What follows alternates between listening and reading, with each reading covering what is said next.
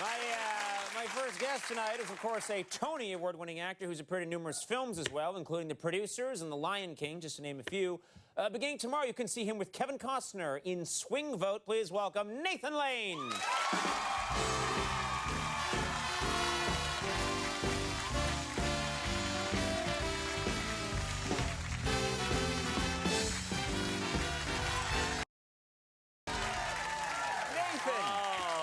Place looks wonderful from here.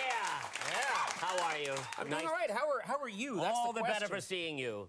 Oh, really? Yes. You know, I just finished this David Mamet play. Yes. So I finally am now having some time off, and it's great. And it's also giving me time to, I feel like it's time for me to get in shape. I've sort of let myself go. No. And, well, I find that, you know, when you discover that veal parmesan is not a major food group, it's time to rethink things. And so I've started working out again, and it's like, of course, you know, starting an old Chevy in the garage, it's difficult. But I started swimming, you know, but I'm a little afraid to swim in the ocean because of what happened to Ryan Seacrest. Yeah.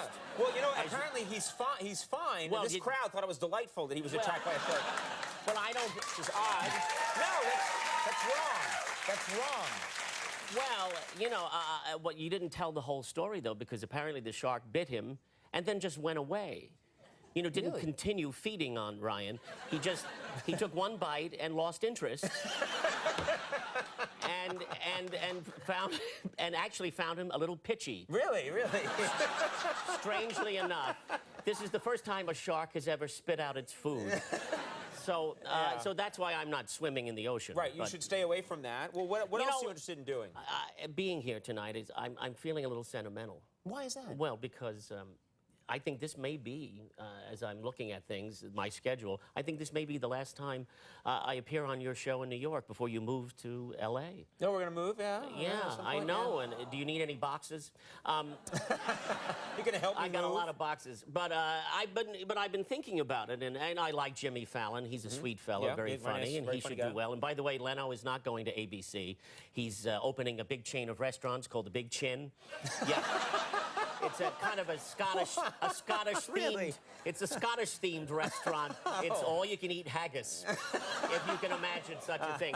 But anyway, I think you're going to do so well out there, and I'm really looking forward to it. But you're getting a fresh start, and I'm thinking, you know, I need a fresh start. You know, I'm tired of the theater. What are you talking about? Well, I'm sick of it. You know what I mean? I'm fed up with the theater. The theater leads nowhere. It leads. Just You've had one of the greatest theater careers in recent memory. Conan, the theater sucks you dry. Leaves you standing on a street corner wondering, where did it all go wrong? Really? I don't want to wind up doing Gas X and Cialis commercials. That's not how I want to spend my golden years. I want to go with you. And here's what my proposition is. I think it's time to bring back the sidekick. I used to love Andy Richter. Yeah. Think of me as a... You think... Andy Richter's family is here. I think of me as an older, more mature Andy Richter. Wait, you would want the side? You would want to be a sidekick? I would like to join you in sketches, and you know, I'll certainly laugh at your jokes, and you know, maybe you make it sound like a hardship. No, I could even manage that. Oh no, if it was necessary. No, I think we have a real rapport. You do? Yes. You can't even get through that sentence without chuckling. No, I feel we've had chemistry over the years. Yes, and so this could be it. This could be that break I've been looking for in television for so long. I think this is a terrible idea for you. No. You're doing so well on your own. Open yourself up to this. Okay. Now, like, do a witty Conan line, and then I'll laugh. We'll see how they think I do. A witty Conan line? Yeah, just something. Oh, that Keira Knightley, I hear she's going to play Officer Big Boobs.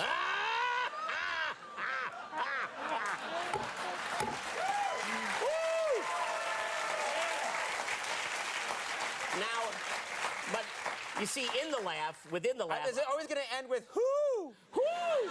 In the laugh, I also need, like, a catchphrase. You're like, hey-oh, you know, like, hey. Yeah, well, Ed McMahon had hey-oh, yeah. What's your catchphrase? Easy, fella! I love that. Or there's, I heard that! You know, that's always good. You've got to choose one. You can't do both. What up, bitches? What do you think? No? All right. I first one? Easy, fella! I love that. Oh, I think I broke something. Yes. Yeah. I think Anyway. you did. Well, good thing I wear adult diapers. So, You know what? That's as good a time as any. Should we take a commercial break? Let's take a little commercial break. More with Mr. Nathan Lane. easy, fella!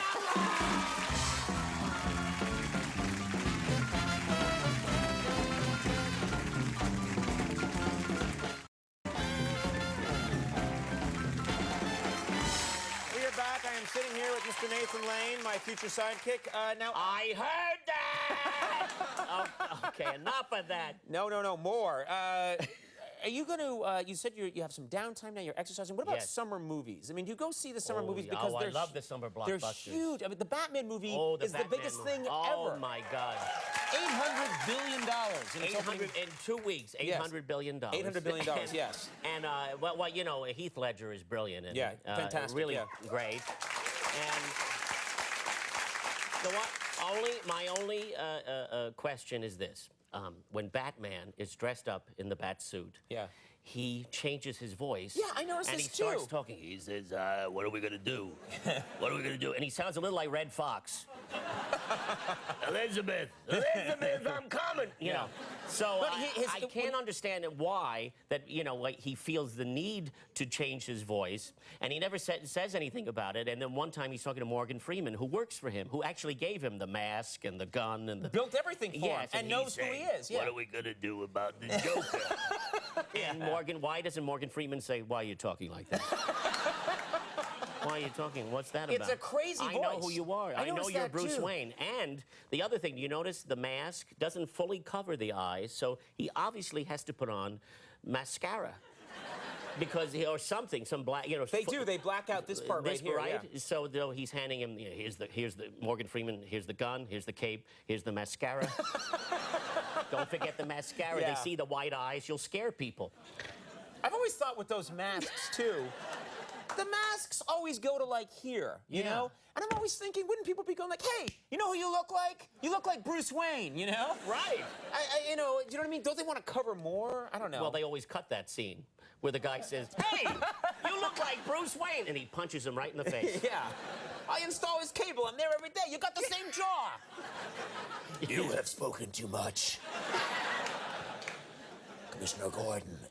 Swing Vote. Let's talk about Swing Vote. Okay. This is the movie to talk about. Well, certainly. Screw Batman. Oh, think of Swing Vote as that little palate cleanser in between superhero movies. Mm-hmm. It's like a lovely, thoughtful sorbet. This is. It is a. It's a funny idea for a film. Yes. It all comes down to one man. Yes. Kevin Costner. Kevin Costner. Yes. Gets to the election comes down to one guy, and both candidates are trying to win this one person over, and then they become president. They come down and campaign for him. Yes, in New Mexico, and you got to work with you're the campaign manager for Dennis Hopper. Dennis Hopper. Dennis Hopper. Yes. What's he like to work with? Well, Dennis Hopper is, he's a film icon and a legend and a wonderful actor. So I was very nervous. So the first day of shooting, I had gone down to, we were shooting in Albuquerque, and so I had caught a late plane the night before, and the plane was delayed, and so I didn't get in till very late, till 2 in the morning, and we had to be up about 4 a.m. So I literally had only about 2 hours of sleep. And but I arrived downstairs on time. But he's in a car, Dennis Hopper, and I'm very. And you're going to ride with him? Yes, I'm going to ride, and he's in the front. And so I think, oh, I'm on time, but I'm already late because he's been here for 10 minutes. So I get in, and he sort of mumbles hello, and he's looking at his script. He's in the front seat, and I get in the back, and he has a sort of an assistant with him, who's a very nice man, but he was wearing a lot of cologne. A great deal of more cologne than a human should wear, like enough cologne to kill a moose. Yeah. I started to lose short-term memory. You know what I mean? Yeah, sure. I understand. A lot of cologne. It's a lot of cologne. And there was, and he had the air conditioning up very high. It was freezing. I could see my breath. And then he's got a Sinatra box set playing. He's got, and the speaker. And Dennis Hopper hasn't really acknowledged you. He just sort of mumbled. Yes. And I'm very nervous because it's Dennis Hopper. And then the speaker is right by my right ear, so I have Sinatra screaming, "That's why the lady," Right. And it's freezing, and the cologne is disintegrating my mind. And finally, he's reading something in the script, and he starts laughing, that Dennis Hopper, He could be your sidekick. So, anyway, he's laughing, and I think, you know, this is, he hates me, and we're not really going to the set. We're going to go off the road. He's going to pull out the oxygen mask, and it's Blue Velvet, too. I'd just be happy if I get to the set alive. So anyway, we finally get there, and he gets out, he jumps out of the car, and he says, Nathan, and he gives me a big hug. He didn't know you were in the car? Well, he did. He just was he was trying to learn his lines. Oh, you know, I see. Which is, you know. I thought he just resets every 5 minutes. Like, no. Nathan, how are you? God, I've always wanted to meet you.